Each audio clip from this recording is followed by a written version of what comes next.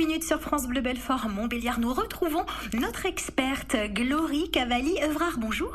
Bonjour. Nous allons parler avec vous de l'entretien motivationnel. Qu'est-ce que c'est? À quoi ça sert? Comment est-ce qu'on le met en place? Est-ce que c'est à la portée de tout le monde? C'est aussi l'objet de l'ouvrage que vous venez de publier avec votre co-auteur Pascal Gache, guide pratique de l'entretien motivationnel. C'est sous forme de fiches, c'est très pratique, c'est très bien fait. Mais avant de développer tous ces sujets, si vous vous présentiez. Eh bien, avec grand plaisir. Donc, moi, je suis Glory Cavalli-Evrard. Je suis diététicienne de formation initiale et je pratique toujours ma clinique. Et également formatrice, j'ai un master de pédagogie sciences de la santé où je peux, du coup, intervenir pour former les professionnels ou les étudiants, d'ailleurs, à l'entretien motivationnel, aussi à l'éducation thérapeutique, à d'autres thèmes. En tout cas, le point commun, c'est vraiment se questionner sur la relation de soins. Donc c'est ce que nous allons faire aujourd'hui. Vous allez nous donner des pistes justement, finalement pour devenir autonome dans le changement que l'on désire. Parce que pour simplifier, le changement vient de nous et pas des autres. C'est la leçon un petit peu que l'on peut mettre en avant pour bien faire comprendre à nos auditeurs la substance, la substantifique moelle de ce dont nous allons parler aujourd'hui. Tout à fait, tout est question de changement quand on parle d'entretien motivationnel. Et le paradigme, en tout cas peut-être aussi même la révolution, c'est de se dire que c'est pas à nous de donner le conseil à l'autre pour qu'il change, parce que tout est en lui et qu'on va plutôt être là en soutien de la personne, de ses capacités, de ses ressources internes, pour lui permettre non seulement de concevoir, mais aussi de verbaliser concrètement comment lui il voit les choses pour sa propre vie. Alors si vous souhaitez poser des questions à notre experte ou bien témoigner peut-être que vous avez déjà vécu cette situation de changement, eh bien vous pouvez nous appeler 03 84 22 82 82. Alors quelle définition est-ce qu'on peut donner à l'empathie, puisque finalement c'est un petit peu le mot maître de cet entretien? Ouais. Alors si on avait à définir l'empathie, j'ai une définition que j'aime beaucoup, c'est que c'est la capacité d'une personne à écouter et aussi à comprendre le vécu émotionnel et le chemin de pensée de l'autre. C'est-à-dire que c'est pas juste cette connexion aux émotions, mais c'est aussi une connexion dans sa tête finalement, comment il en arrive à vivre ça de cette manière. Voilà, il y a vraiment ce double regard par rapport à l'empathie. Donc ça veut dire que quand on échange avec quelqu'un, on entend ce qu'il nous dit, mais on l'écoute. Oui, et c'est pas juste de dire mais si je l'écoute, on va matérialiser cette écoute par une manière d'intervenir, d'interagir avec la personne en reformulant, en lui permettant d'entendre par notre bouche ce qu'il vient de dire et ce qu'il pense.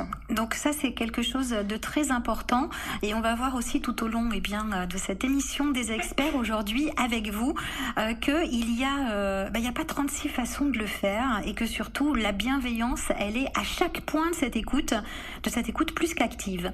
Vous souhaitez poser des questions à notre experte, vous pouvez nous appeler 03 84 22 82 82. Nous parlons entretien motivationnel jusqu'à 10h dans les experts sur France Bleu Belfort Montbéliard.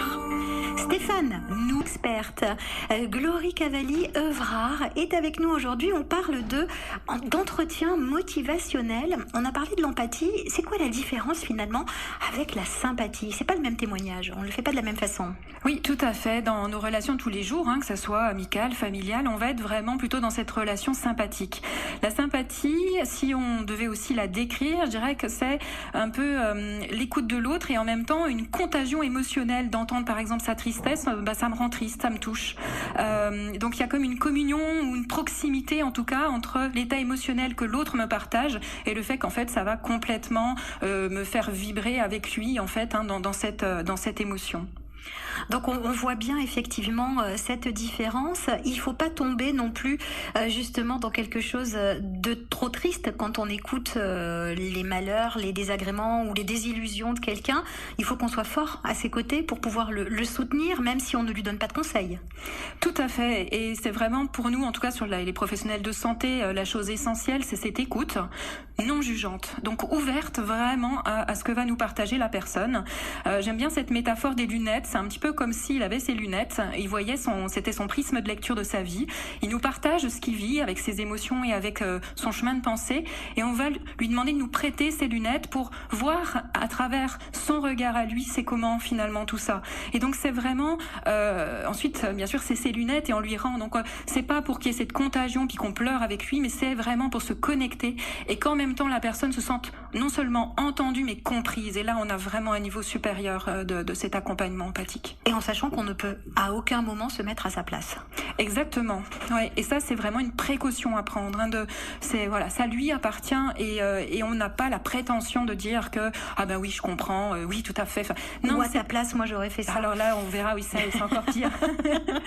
Là on est dans tout à fait autre chose. Donc l'empathie c'est utile. Est-ce que vous avez des exemples un petit peu plus précis, concrets à partager éventuellement avec nous? Alors oui, on peut prendre un exemple qui peut peut-être causer à tout le monde. Donc quelqu'un, par exemple une amie ou quelqu'un qui me confierait une difficulté qu'il a au travail. Donc elle me dirait je sais vraiment plus comment faire avec mon travail. J'ai l'impression d'être dans une impasse. Ma collègue, elle est tout le temps sur mon dos. Mon patron m'en demande toujours plus. Et puis moi, je finis par douter de tout ce que je fais. Voilà, ça serait vraiment la phrase qu'elle nous partage. Donc communément, quand on n'est pas dans cette empathie, on pourrait dire t'as qu'à leur dire non après tout. Alors là, c'est terrible parce qu'en fait, on lui donne un conseil et ça sous-entend qu'elle a pas fait ce qu'il fallait, quoi, ou qu'elle y a peut-être pas pensé. C'est culpabilisant même. Exactement, c'est culpabilisant. Une autre phrase pourrait être t'aurais peut-être pas dû leur dire en fait que t'en pouvais plus. Alors celle-là, elle a encore un niveau supérieur parce que ça c'est comme les t'avais qu'à ou ça remet en cause en fait ce qu'a fait la personne. Et donc là on est carrément dans leurs proches si on avait à catégoriser ce style d'intervention. Ou j'en ai encore une autre qui est aussi un peu difficile, c'est quand la personne nous dit t'inquiète pas, ça va passer. Alors bien sûr elle cherche à rassurer, sauf qu'elle court-circuite complètement la personne qui vit quelque chose de difficile. Elle n'en est pas que ça va passer, elle en est que c'est difficile pour elle à l'instant présent. Donc si on était dans l'empathie, l'intervention ajustée quand quelqu'un nous partagerait ça, ça serait de rester déjà centré sur ce qu'elle nous dit. Donc tu te sens perdu et le comportement de tes collègues n'arrange rien du tout. Voilà. En fait, on a reformulé et synthétisé la pensée de notre collègue qui peut, à un moment donné, de par l'émotion qu'elle ressent, la fragilité dans laquelle elle est, être un peu confuse. Et nous, on a réussi à comprendre et à synthétiser cette pensée, ce qui la rassure automatiquement. En tout cas, oui, qui la rassure dans le fait qu'elle se sent comprise, qu'elle n'est pas anormale de vivre cette situation de manière difficile. Et c'est pour ça que ça va au-delà d'écouter la personne. En reformulant, on lui matérialise concrètement par notre activité verbale, de résumer, qu'on la comprend. Et ça, cette connexion-là, moi je le vis aussi, puisque comme j'ai dit, j'ai encore ma clinique, quand les gens enfin descendent d'un niveau à dire ça y est, on m'a compris et on ne m'a pas jugé et on ne m'a rien reproché et on m'a pas dit que je sais pas faire. Donc il y a vraiment une libération pour la personne d'être accueillie entièrement. Elle a parlé, elle a été écoutée, elle a été entendue et elle a été comprise. Exactement. On a là des ingrédients qui sont presque magiques en fait. Tout à fait. On dit aussi que la première chose, c'est déjà de se taire. Trop souvent, on écoute une personne pour répondre ou pour dire quelque chose, de renchérir. Et là, la première chose déjà, c'est se taire, écouter et reformuler. Laisser la place à l'autre pour qu'il puisse s'exprimer et pour qu'il puisse être entendu. Ça aussi, c'est très important et c'est une notion que l'on perd un petit peu de vue parfois, bercé par des émotions trop fortes ou tout simplement le flot de la vie où on laisse peu de place à soi et parfois peu de place à l'autre aussi. Si vous souhaitez poser des questions à notre experte, vous pouvez nous appeler 03 84 22 82 82. Nous sommes ensemble jusqu'à 10h sur France Bleu Belfort Montbéliard.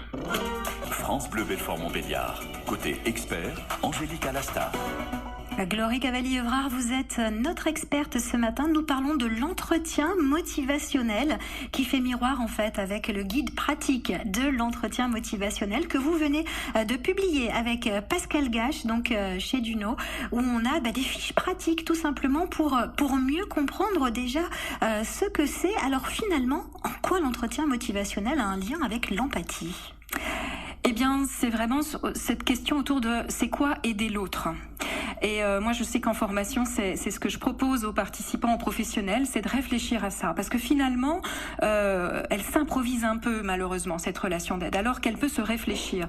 Par exemple, aider l'autre, certains peuvent dire, moi, je vais lui dire ce qu'il doit faire. C'est ça, aider l'autre, c'est lui donner mon conseil. Et donc, quelqu'un d'autre pourrait dire, moi, c'est lui dire comment faire. Donc, lui donner les moyens pratico-pratiques. L'autre, c'est, je vais lui montrer. Donc, en gros, c'est je lui enlève la possibilité de faire elle-même pour le faire à sa place. Et alors qu'en entretien motivationnel, c'est plutôt aider l'autre, c'est l'aider à réfléchir, l'aider à faire par soi-même et surtout l'aider à décider ce qu'il veut faire. Donc, il y a vraiment un changement aussi de paradigme dans cette relation d'aide et ce qu'on y met derrière. C'est vraiment l'accompagnement de la personne dans son pouvoir d'agir et de cette confiance absolue qu'on a en tant que professionnel dans la capacité de l'autre à faire.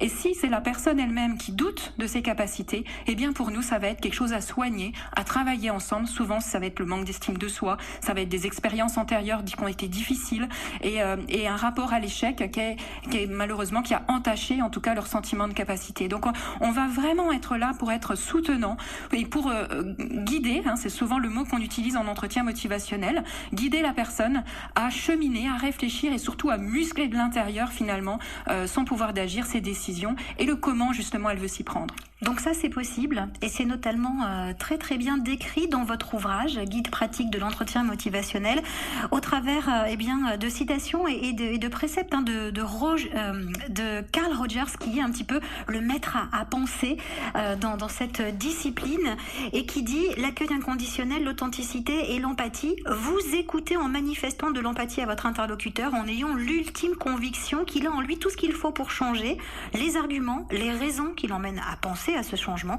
les ressources et les pistes d'action possibles. Donc ça veut dire que là, on ne donne pas de conseils. Exactement, c'est tout l'inverse, ou uniquement si la personne vraiment nous le demande. Mais en tout cas, on court-circuite pas effectivement le fait que la personne peut déjà réfléchir par elle-même et pour elle-même par rapport à sa situation, qu'elle est l'experte, puisqu'elle vit H24 avec sa situation, avec son quotidien. Et donc, c'est vraiment à partir de là qu'on va l'accompagner. Si vous souhaitez poser des questions à notre experte, vous pouvez nous appeler, encore quelques minutes pour le faire, 03 84 22 82 82. Les Bee Gees, Night Fever. Alors on traite aujourd'hui de l'entretien motivationnel. Alors est-ce qu'on peut dire que l'empathie, elle est aujourd'hui malmenée, tiraillée au quotidien? Et si oui, quelles en sont justement les raisons? Eh bien, disons que suite au Covid, on n'était déjà pas très en forme, mais disons que là, il y a vraiment une fatigue ambiante qui se sent et qui se ressent de la part de chacun. Donc, et c'est sûr que pour avoir cette écoute empathique, ça demande vraiment une disponibilité de celui qui écoute.